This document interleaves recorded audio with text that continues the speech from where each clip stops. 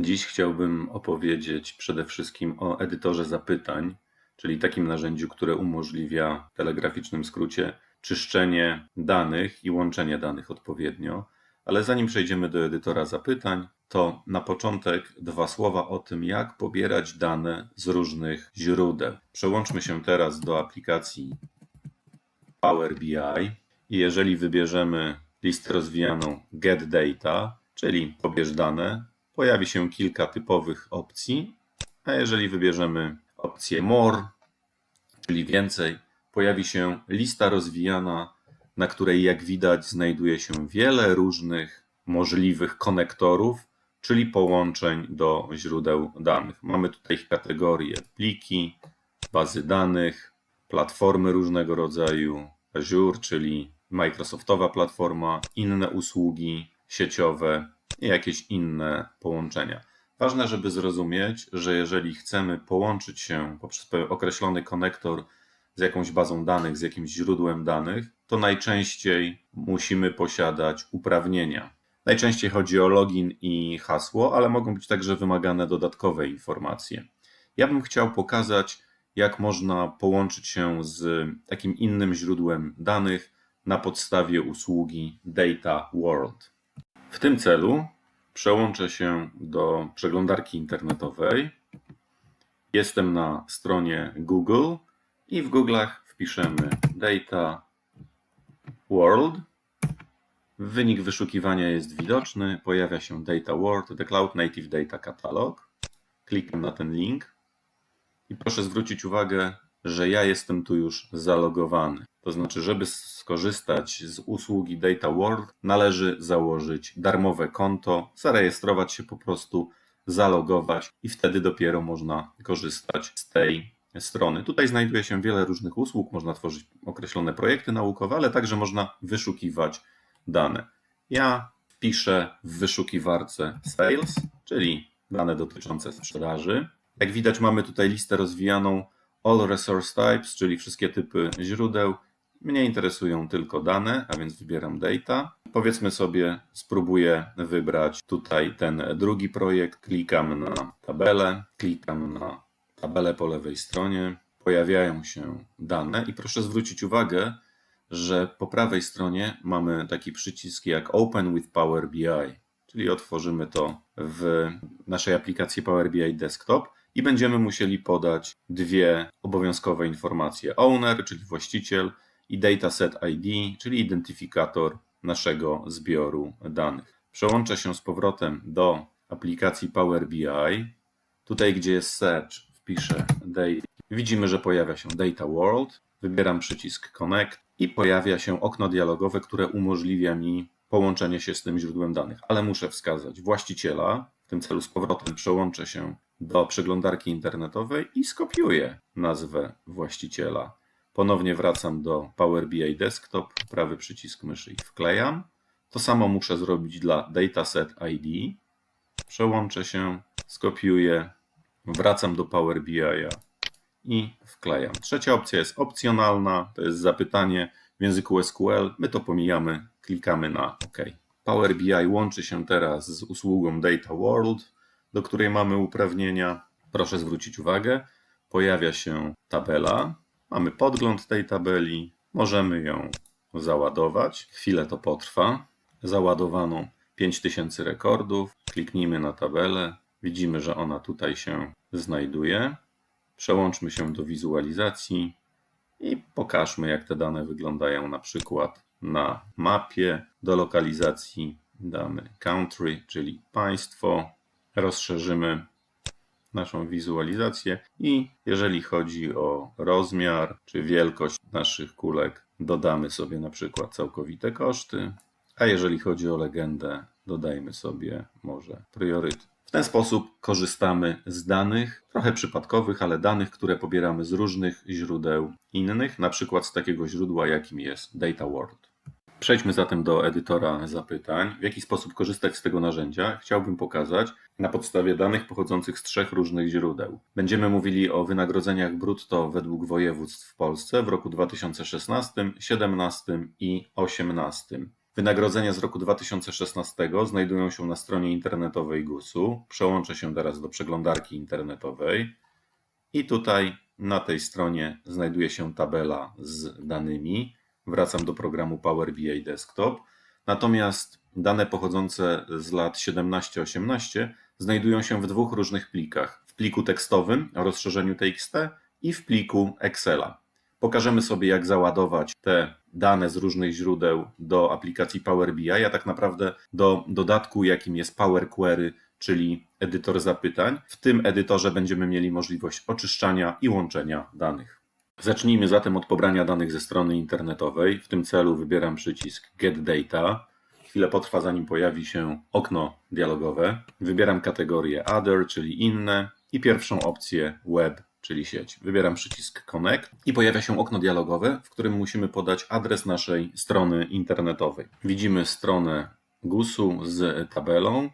Stajemy na adresie, który należy skopiować. Wracam do aplikacji Power BI Desktop i wklejam adres internetowy. Chwilę to potrwa, zanim pojawi się tabela. Widzimy, że pojawiła się tabela pierwsza. Zaznaczam ją. Widzimy podgląd tej tabeli i teraz nie będziemy jej ładowali bezpośrednio do aplikacji Power BI Desktop, tylko załadujemy ją do edytora zapytań za pomocą przycisku Transform Data. I co jest ważne, żeby zrozumieć, ta tabela została załadowana, ale nie do aplikacji Power BI Desktop, tylko do edytora zapytań. Mamy teraz otwarte dwa okna. Jeżeli najadę na ikonę na pasku zadań, to mamy Power BI Desktop i mamy Power Query. Także znajdujemy się w osobnym programie, w takim dodatku do aplikacji Power BI Desktop, znajdujemy się w Power Query i jest to narzędzie, które służy, jak już mówiłem, do łączenia i czyszczenia danych. Edytor zapytań, czyli Power Query, posiada swoje własne menu, które jest różne od tego, które znajduje się w programie Power BI Desktop i które służy, jak już mówiłem, do tego, aby można było modyfikować dane. Zanim pokażemy to sobie, najpierw załadujemy dwie pozostałe nasze tabele, a więc wynagrodzenie z roku 2017 i 2018. One znajdują się w dwóch różnych plikach. W tym celu najeżdżam na wstążkę, na przycisk New Source, czyli nowe źródło i wybieram opcję tekst CSV. Mam przygotowany plik wynagrodzenia 2018.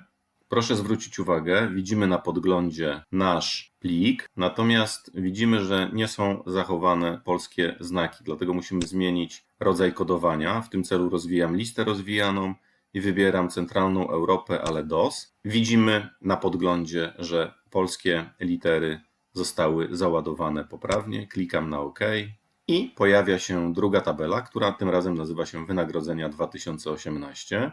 Musimy jeszcze załadować wynagrodzenia z roku 2017, które znajdują się w pliku Excela. Nowe źródło, Excel, wynagrodzenie 2017, otwórz, zaznaczam arkusz pierwszy, na podglądzie widać dane i klikam na OK. Mamy zatem załadowane nasze trzy tabele z informacjami dotyczącymi wynagrodzenia brutto, przeciętnego miesięcznego wynagrodzenia brutto w określonych województwach. Ale widzimy również, że nasze tabele są nieoczyszczone. Na przykład w tabeli z danymi dotyczącymi roku 2016 pojawia się niepotrzebny wiersz, w wynagrodzeniach mamy też jakieś elementy niepotrzebne, a w wynagrodzeniach za rok 2017 widzimy dużo różnych niepotrzebnych informacji. Pokażemy sobie zatem, jak te dane oczyścić. Zacznijmy zatem od rzeczy podstawowej, czyli od zmiany nazwy naszych tabel, tak żebyśmy wiedzieli, co się w nich znajduje. Tabela pierwsza, prawy przycisk myszy, Rename. Tutaj znajdują się wynagrodzenia z roku 2016. Wynagrodzenia 2016, Enter. Poprawnie nazwana jest tabela druga, wynagrodzenia 2018. Tabela trzecia, prawy przycisk myszy, Rename. Wynagrodzenia 2017, Enterem zatwierdzam. Teraz chciałbym, żeby nasze tabele były ułożone w porządku chronologicznym, dlatego najeżdżam na trzecią tabelę, prawy przycisk myszy i wybieram opcję Move Up. W ten sposób widzimy, że nasze tabele zostały odpowiednio ułożone. Naszym zadaniem jest teraz dokonanie modyfikacji danych, które znajdują się w naszych tabelach. Zacznijmy od roku 2016.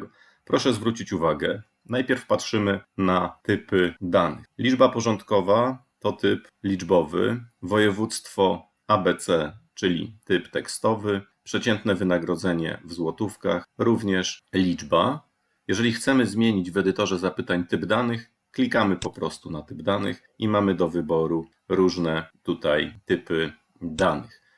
W kolejnym kroku zwróćmy uwagę na nazwy naszych kolumn. LP, czyli liczba porządkowa, OK, województwo, OK, natomiast trzecia kolumna, przeciętne miesięczne wynagrodzenie w nawiasie w złotówkach, zbyt długa nazwa. Najeżdżam na tą kolumnę, podwójne kliknięcie i wpisuję po prostu wynagrodzenie. Enterem zatwierdzam. Ostatnią rzeczą, jaką musimy zrobić z naszą pierwszą tabelę, to pozbyć się pierwszego wiersza. W pierwszym wierszu, jak widzimy, znajdują się zbędne informacje. Na wstążce Home wybieram listę rozwijaną Remove Rows i wybieram opcję Remove Top Rows, czyli usuń górne wiersze. Podajemy, ile wierszy ma zostać usuniętych, w naszym przykładzie 1 i klikamy na OK. Tutaj należy powiedzieć dwa słowa o tym, w jaki sposób możemy usuwać wiersze w Power Query. Jeżeli rozwiniemy tą listę, to proszę zwrócić uwagę, że mamy możliwość usunięcia górnych wierszy, dolnych wierszy, wierszy, które występują naprzemiennie. Możemy usunąć także duplikaty, puste wiersze i wiersze, które zawierają błędy. Jak widać, nie ma tutaj możliwości zaznaczenia sobie wiersza 4, 7 i 10 i ich usunięcia. Nie jest to takie proste. Dlatego należy pamiętać, że czasami wygodnie jest oczyszczać wstępnie dane, na przykład w Excelu, a potem ładować to do Power Query. Aczkolwiek oczywiście istnieją opcje usuwania wierszy, dokładnie tych, które sobie życzymy, ale to jest bardziej złożone. Spójrzmy zatem na naszą tabelę wynagrodzenia w roku 2016. Wydaje się, że wygląda ona poprawnie, ale musimy pamiętać o typach danych, które są przypisane do naszych określonych informacji. Liczba porządkowa, typ danych to liczba naturalna, województwo, typ danych to tekst, natomiast wynagrodzenie to liczba całkowita. Dlaczego to jest ważne? Jeżeli w przyszłości będziemy chcieli łączyć dane pochodzące z różnych tabel, to musimy pamiętać o tym, aby typy danych były zgodne ze sobą. Dlatego na razie zapamiętajmy, jakie typy danych znajdują się w tabeli wynagrodzenia 2016. Przełączmy się zatem do drugiej tabeli wynagrodzenia 2017. Zwróćmy uwagę, że tutaj faktycznie te dane są nieoczyszczone. Zarówno nazwy kolumn, typy danych, jak i niepotrzebne informacje znajdują się w tej tabeli. Na początek usuniemy niepotrzebne wiersze początkowe i końcowe. W tym celu Remove Rows, Remove Top Rows i z tego co widzę musimy usunąć 3 wiersze górne i także musimy usunąć 3 wiersze dolne, czyli Remove Bottom Rows, również 3 i OK. Kolejna sprawa to nagłówki naszych kolumn. Widzimy, że kolumna pierwsza nazywa się przeciętne miesięczne wynagrodzenie brutto, druga kolumna nie ma nazwy, trzecia kolumna nie ma nazwy. Na szczęście mamy możliwość ustawienia pierwszego wiersza jako naszych nagłówków kolumn. W tym celu wybieram wstążkę Transform, a następnie opcję Use First Row as Headers, czyli użyj pierwszego wiersza jako nagłówków. W ten sposób liczba porządkowa, województwo, przeciętne miesięczne wynagrodzenie stały się nagłówkami naszych kolumn. Ponownie widzimy, że musimy usunąć pierwszy wiersz, ponieważ znajdują się tutaj niepotrzebne dane. W tym celu przełączam się do wstążki Home, wybieram Remove Rows, Remove Top Rows. Pierwszy wiersz ma zostać usunięty. I ostatnia sprawa, jaką musimy zrobić, liczba porządkowa ma odpowiedni typ danych, ale województwo to ma być tylko tekst. Przeciętne miesięczne wynagrodzenie brutto ma dobry typ danych, natomiast musimy zmienić nazwę tej kolumny na wynagrodzenie. Podwójne kliknięcie, Enterem zatwierdzam. Popatrzmy zatem raz jeszcze na naszą tabelę wynagrodzenia 2017. Dane wyglądają poprawnie, nazwy kolumn są poprawne i typy danych przypisane do tych kolumn także są poprawne. Przełączamy się teraz do ostatniej tabeli wynagrodzenia 2018 i widzimy, że tutaj także musimy pewne dane oczyścić. Po kolei usuwam pierwszy wiersz, niepotrzebny. Analogicznie usuwam wiersz ostatni. Przełączam się do zakładki Transform i wybieram opcję Use First Row as Headers. I ostatnia rzecz, jaką musimy zrobić, to zmienić nazwę trzeciej kolumny. Podwójne kliknięcie, wynagrodzenie. Enterem zatwierdziłem. Wydaje się, że nasza tabela jest oczyszczona dokładnie tak, jak sobie tego życzymy. Popatrzmy na wynagrodzenia 2016, wynagrodzenia 2017, wynagrodzenia 2018. Nasze dane zostały oczyszczone i teraz możemy przejść do tego, żeby je odpowiednio ze sobą połączyć. Zanim przejdziemy do łączenia danych, powiedzmy sobie jeszcze o jednej ważnej rzeczy, a mianowicie o tym, co dzieje się po prawej stronie ekranu. Tutaj mamy takie okno, które nazywa się Applied Steps, czyli kroki, które zostały wykonane. I teraz dla każdej tabeli widzimy, co zostało wykonane. Na przykład ostatnia rzecz dla tabeli wynagrodzenia 2018 to było Rename Columns, czyli zmieniliśmy nazwę naszej kolumny. Dlaczego to jest takie istotne? No, jest to istotne dlatego, że widzimy, co zostało wykonane. W każdej chwili możemy usuwać te kroki, które wykonaliśmy. W każdej chwili możemy do nich wrócić. To dotyczy wszystkich tabel. Jeżeli przełączę się teraz do wynagrodzenia 2017, to proszę zwrócić uwagę, co my tutaj zrobiliśmy. Change type, removed top rows, remove bottom rows. Zmieniliśmy typ, usunęliśmy górne wiersze, dolne wiersze. Promoted headers, czyli zmieniliśmy pierwszy wiersz na nagłówki. Znowu zmieniliśmy typ danych, usunęliśmy kolejne wiersze, znowu zmieniliśmy typ i w końcu w ostatnim kroku zmieniliśmy nazwę kolumny. To samo dotyczy wynagrodzeń w roku 2016. Jest to bardzo użyteczne narzędzie, które, tak jak powiedziałem, z jednej strony pokazuje nam, jakie kroki wykonaliśmy, co zostało zastosowane i w każdej chwili możemy cofać nasze działania, cofać nasze akcje, tak aby tabela wyglądała w taki sposób, jak sobie tego życzymy.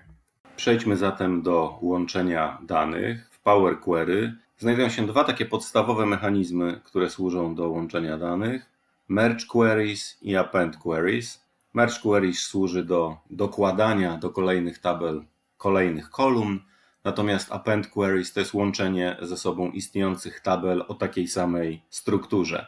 Na początek pokażemy sobie ten pierwszy mechanizm i zobaczymy, co można z nim zrobić.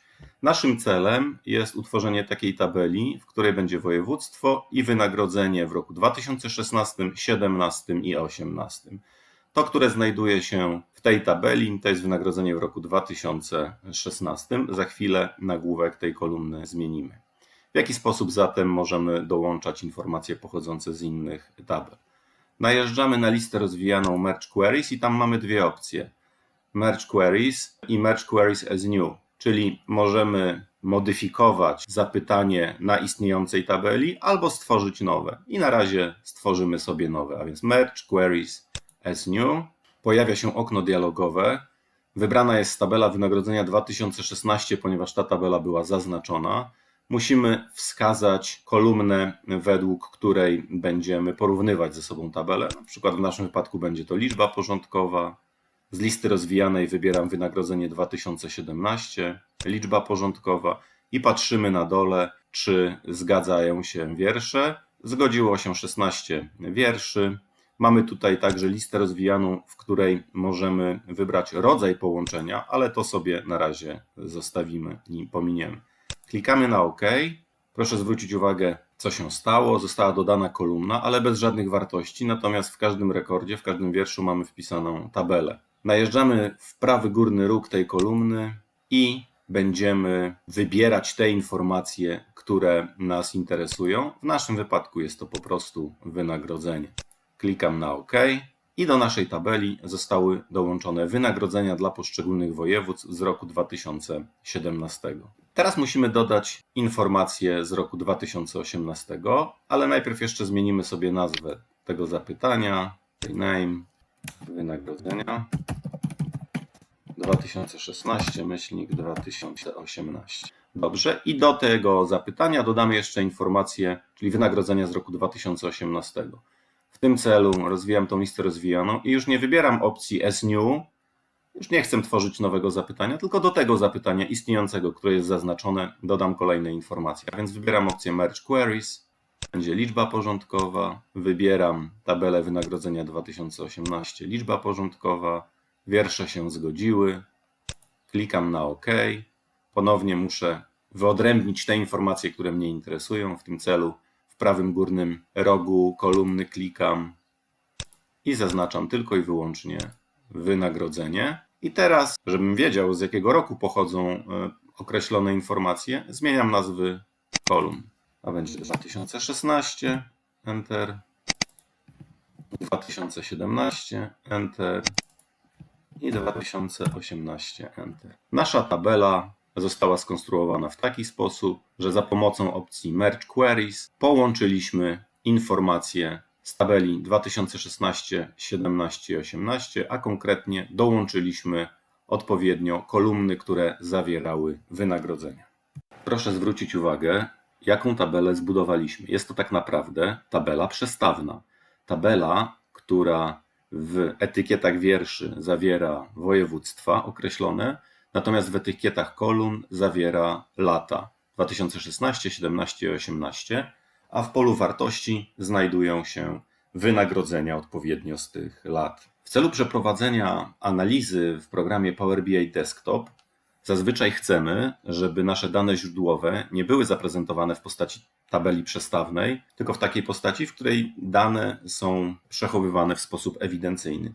W naszym przykładzie chcielibyśmy, aby obok kolumny województwo wystąpiła kolumna wartość, ale także, żeby wystąpiła kolumna rok. Innymi słowami, nasza tabela składałaby się z 4 kolumn: liczba porządkowa, województwo, rok oraz wartość. Wtedy taką tabelę będzie łatwiej nam analizować w programie Power BI Desktop. Jak to się robi? Jest kilka sposobów, ale najprostszy to jest wykonanie operacji odpivotowania danych. Zaznaczamy kolumny, według których będziemy odpivotowywać, czyli doprowadzić do postaci danych ewidencyjnych. Prawy przycisk myszy, Unpivot Columns. Gdybyśmy chcieli wybrać to ze wstążki, to Transform, Unpivot Column. Proszę zwrócić uwagę, co się stało.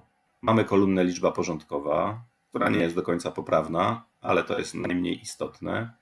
Mamy województwa, mamy trzecią kolumnę atrybut, którą zamienimy na rok i zmienimy typ danych na datę, i mamy wartość, zamienimy na wynagrodzenie. I dopiero na takich danych będziemy mogli dokonywać naszych analiz. Zanim załadujemy naszą tabelę do aplikacji Power BI Desktop, to jeszcze kilka rzeczy tutaj musimy poprawić. Po pierwsze, kolumna liczba porządkowa. Widać, że przyjmuje ona różne wartości, nie po kolei. Ta kolumna jest nam niepotrzebna. Prawy przycisk myszy i Remove. No ale załóżmy, że z jakiegoś powodu chcielibyśmy posiadać poprawną kolumnę liczba porządkowa, tak aby każdy wiersz naszej tabeli był odpowiednio numerowany. W tym celu możemy skorzystać ze wstążki Add Column, dodaj kolumnę, i mamy tutaj taką kolumnę, która nazywa się kolumną indeksu. Od jedynki i automatycznie każdy wiersz naszej tabeli został ponumerowany. Zmienimy mu nazwę na liczba porządkowa i przeciągniemy tą kolumnę na początek naszej tabeli. Kolejna rzecz dotyczy wielkości liter. Nazwy województw są zapisane w naszej tabeli małymi literami. Jak to zmienić? Prawy przycisk myszy na kolumnie województwo, Transform, i tutaj znajdują się różnego rodzaju opcje, lowercase, uppercase. My wybierzemy kapitaliki, co spowoduje, że nazwy naszych województw będą zapisane wielką literą. Kolejna sprawa to załadowanie naszych tabel czy naszych zapytań do programu Power BI Desktop. W naszym przykładzie nie potrzebujemy ładować wszystkich 4 elementów, tylko ten ostatni, wynagrodzenia 2016-18, ponieważ tutaj znajdują się wszystkie informacje pożądane przez nas. Dlatego wyłączymy ładowanie 3 pierwszych tabel, które są niepotrzebne. Prawy przycisk myszy i wyłączamy opcję Enable Load. Prawy przycisk myszy, wyłączamy tą opcję ponownie i prawy przycisk myszy i raz jeszcze dla trzeciej tabeli wyłączamy Enable Load. Czasami może się pojawić komunikat o możliwości utracenia danych. W momencie, kiedy wyłączamy z naszego modelu danych określone zapytania, jeżeli te zapytania dotyczyły określonych źródeł danych, na przykład jakichś sieciowych, Power BI nas informuje o ewentualnej możliwości utracenia danych. W naszym przykładzie załadujemy do Power BI'a tylko i wyłącznie ostatnią tabelę, w której znajdują się wszystkie informacje. W tym celu wybieramy zakładkę Home i przycisk Close and Apply. I jak widzimy, do naszego modelu, do tabel została załadowana tylko jedna tabela, wynagrodzenia 2016-18. mamy liczbę porządkową, rok. Zmienimy sobie format na tylko i wyłącznie rok. Wynagrodzenie zmienimy sobie na currency. Odnajdziemy złotówki. Województwo jeszcze zakwalifikujemy jako state or province i możemy przechodzić do wizualizacji naszych danych. Przełączamy się zatem do raportów i przykładem takiej wizualizacji może być na przykład wykres kolumnowy. Do pola osi przeciągniemy województwa, do pola wartości oczywiście wynagrodzenie i do pola legendy rok. Powiększymy naszą wizualizację. Zwracam uwagę, że wynagrodzenie jest tutaj dodawane do siebie. Wybrana jest opcja Sum. My możemy wybrać funkcję średnią, tak żeby zobaczyć, jak wyglądało średnie wynagrodzenie w tych 3 latach. Kolejna wizualizacja, na przykład mapa. Do lokacji dodamy województwo, wynagrodzenie pójdzie do wielkości, do legendy rok. Naszą wizualizację odpowiednio powiększymy, przełączymy się do formatowania i zwiększymy jeszcze rozmiar kulek naszych wykresów. No, może trochę za dużo. W ten sposób widzimy, jak wyglądało wynagrodzenie w tych 3 latach dla wszystkich województw. Na koniec pokażemy sobie drugi mechanizm łączenia danych. W tym celu przełączamy się do naszej tabeli. Prawy przycisk myszy na tabeli wynagrodzenia 2016-18 i wybieramy Edit Query, czyli przełączamy się z powrotem do edytora zapytań. Jeżeli teraz chcielibyśmy połączyć tabele 2016, 17 i 18 ze sobą, przypominam, jak one wyglądają, to mamy taką możliwość za pomocą opcji Append Queries, czyli dołącz zapytania. Rozwinę tą listę i wybiorę opcję Append Queries as New, czyli stworzę nowe zapytanie. Pojawia się okno dialogowe. Widzimy, że możemy łączyć 2 tabele albo więcej. Ja zaznaczę tą opcję 3 or more tables i chcemy połączyć wynagrodzenia 16, wynagrodzenia 17, wynagrodzenia 18. Klikam na OK i widzimy, że tabele zostały ze sobą połączone. Natomiast co jest ważne, dlaczego tak ładnie te tabele zostały połączone? Dlatego, że struktura tych tabel była dokładnie taka sama. Wszystkie 3 składały się z 3 kolumn, liczba porządkowa, województwo i wynagrodzenie, i typy danych były również zgodne w tych 3 tabelach. Powstaje pytanie, w jaki sposób należałoby naszą tabelę doprowadzić do takiej postaci jak wynagrodzenia 2016-18, czyli odpowiednia liczba porządkowa, województwa ładnie ułożone, wynagrodzenie i rok. Widać, że w tej naszej połączonej tabeli wygląda to zupełnie inaczej. Najprościej tak naprawdę to byłoby usunąć to, co przed chwilą zrobiliśmy. Przejść do wynagrodzeń 2016. Transform, wielkie litery. Przejść do 2017. Transform, wielkie litery.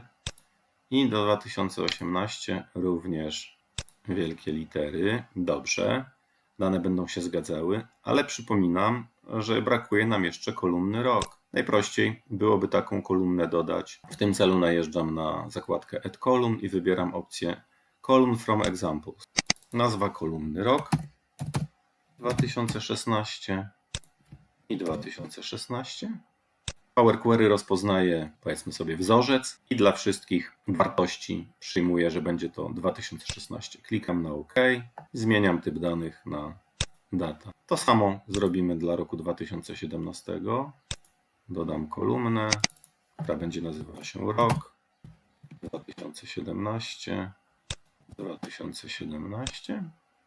OK. Zmieniam typ danych na rok. I 2018 również column from examples, rok 2018, 2018, OK, zmienimy typ danych na datę.